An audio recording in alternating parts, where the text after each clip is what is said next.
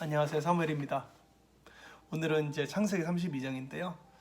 라반과 무사히 아름답게 이별을 한 이제 야곱은 그 고향을 향해서 나아갑니다. 근데 이제 고향으로 갈수록 마음이 점점 더 무거워지는 거예요. 왜냐면은 형 에서가 기다리고 있었거든요. 20년 전에 에서가 어떻게 헤어졌어요? 거의 뭐 형이 사실은 야곱을 죽이려고 마음을 먹어서 형을 피해가지고 도망을 가서 라반 삼촌 집에서 20년을 살았던 그 역사가 있거든요. 바로 그 형 에서 때문에 집을 나와서 도망가게 됐던 건데, 이제 막다른 골목, 이제는 갈 곳이라고는 고향밖에 없는 그 상황에서 야곱은 한 발 한 발 에서가 있는 고향 땅으로 이제 가고 있습니다. 그렇게 이제 야곱이 이제 에서를 이제 만나러 굉장히 찹찹한 심정으로 가고 있어요. 여러분들 그거 아세요? 선희 같은 경우 예전에 이제 학교 다닐 때 이렇게 학교에서 이제 성적 시험을 봤는데 성적이 되게 안 나온 거예요. 그래서 성적표를 받았는데 이대로 성적표를 가지고 가면은 아빠한테 엄청 혼날 것 같아요. 그래서 그 성적표를 가방에다 놓고서는 아버지한테 이제 못 보여주고 그냥 맨날 며칠 갖고 다닌 거죠. 근데 그 몇 날 며칠이 너무너무 힘들더라고요. 왜냐면은 결국에는 아버지가 그 성적표 달라고 할 건데 그 언제 달라 그러나 그냥 전전긍긍하면서 그렇게 마음을 졸였던 그런 기억이 나요. 아마 야곱도 마찬가지였겠죠. 예. 어떻게 될지 모르는 인생, 어떻게 지금 내가 이 발걸음이 끝나게 될지 모르는 그런 상황 속에서 야곱은 계속해서 앞으로 나아가게 됩니다. 불안하고 초조하고 염려되고. 근데 그 상황에서 32장 1절을 보면은 하나님의 사자들이 그를 만난지라 라고 써 있어요. 하나님께서 불안하고 초조하고 걱정하는 야곱에게 내가 너를 보호하겠다. 너에게는 아무 일도 없을 거야 라고 얘기하는 그 의미로 하나님의 사자들을 이렇게 보내줍니다. 아마 야곱은 여기에서 힘을 얻었을 거예요. 그리고서는 가야 되겠다 하는 생각으로 이제 점점 더 고향 땅으로 갑니다. 그럼에도 불구하고 야곱은 여전히 불안한 마음이 있었어요. 그러니까 야곱이 참 겁이 많은 스타일이잖아요, 원래. 예? 되게 뭐 싸움도 잘 못하고 그런 친구였기 때문에 더 살아날 확률이 높은 어떤 꾀들을 냅니다. 처음에 어떻게 하냐면은 자기 종들, 이제 사자들이라고 표현하는데, 그러니까 자기 종들을 먼저 형 에서에게를 보냅니다. 그러면서 뭐라고 얘기하라고 하냐면, 내가 라반과 함께 지냈고 지금까지 거기 있었는데 내게 소와 나귀와 양떼와 노비가 있으니까 사람을 보내서 형한테, 근데 여기서 내 죽게라고 얘기해요.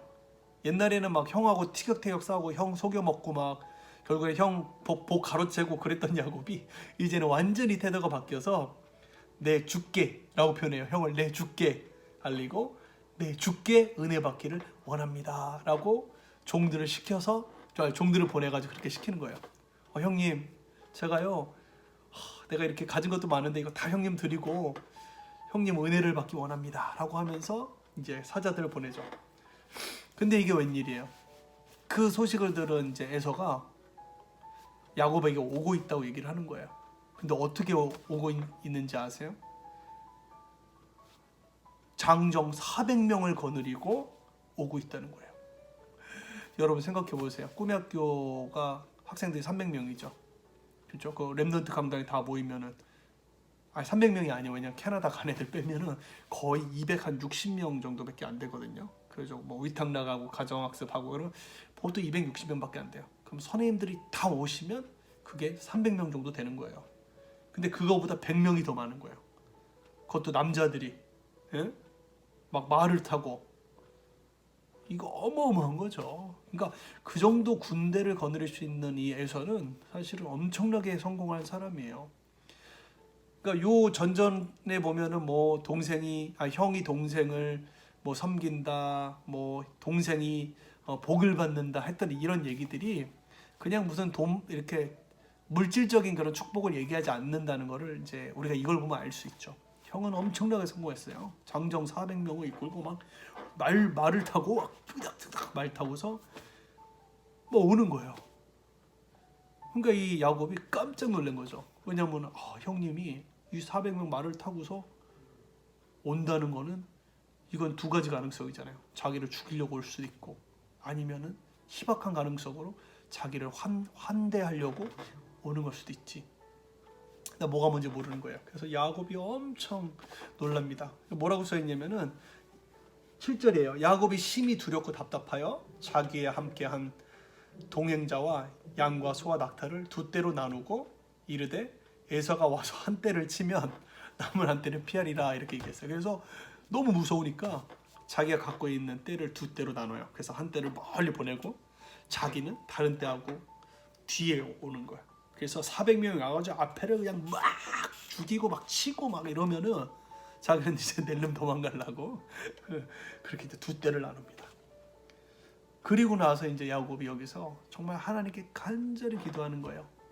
인생의 막다른 길목에서 정말 목숨을 잃을지 아니면 얻을지 모르는 그 상황, 돌아갈 데도 없고 또 나아가기도 어려운 그 상황 속에서 야곱이 참 좋은 습관은 뭐냐면은 하나님께 늘 기도했다는 거예요.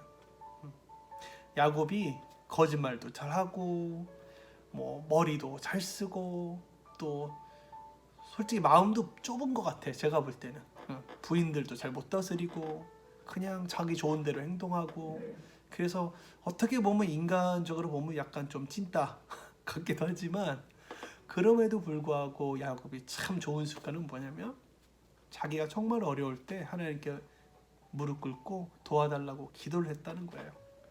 그래서 9절부터 이렇게 기도를 하는 거예요. 야곱이 이르되 하나님 저에게 은혜를 베푸신다고 하셨지 않습니까? 그리고 지금까지 은혜를 베풀어 주셨지 않습니까?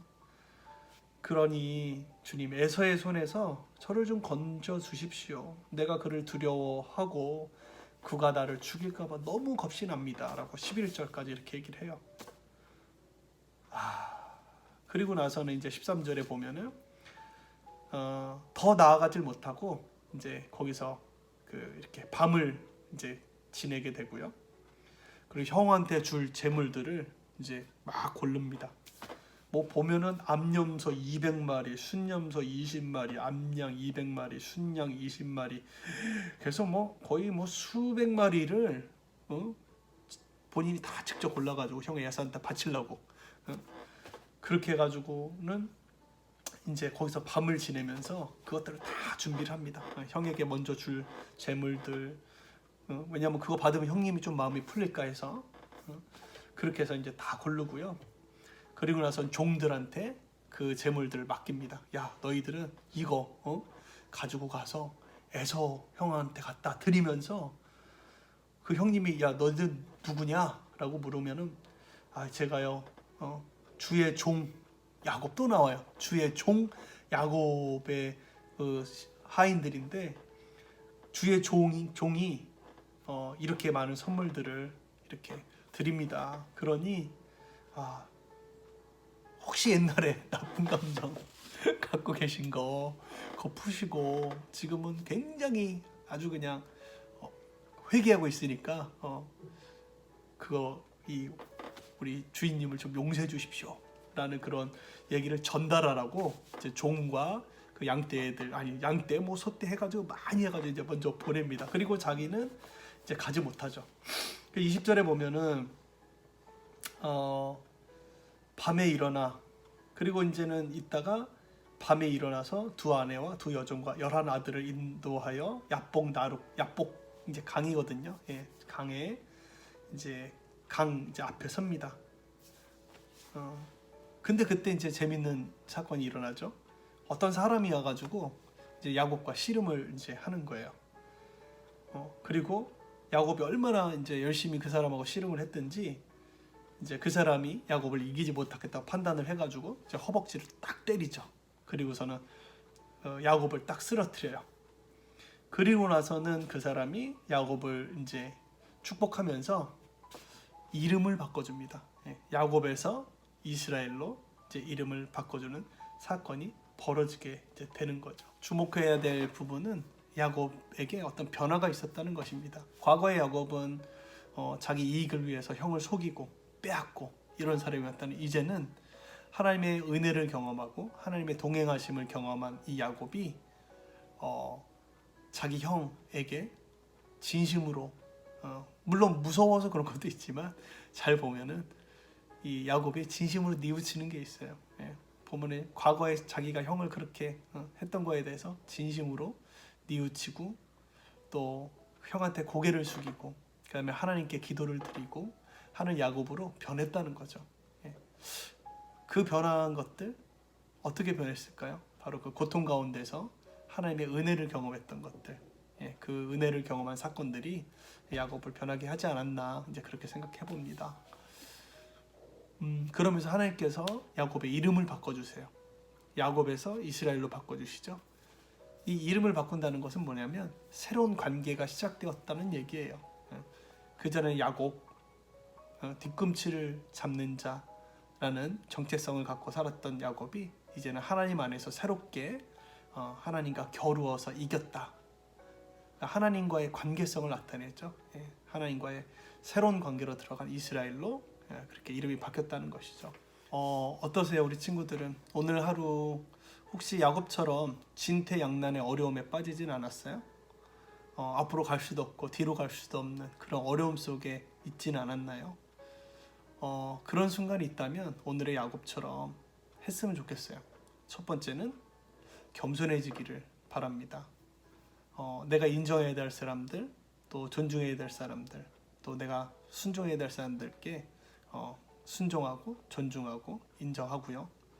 두 번째는 하나님께 기도하는 거죠. 하나님께 기도함으로 온전히 그 상황들을 맡기고, 세 번째는 하나님과의 새로운 관계 속으로 들어가서 하나님의 은혜를 경험하는 그런 친구들 됐으면 좋겠어요. 창세기 32장 마치도록 하겠습니다. 감사합니다.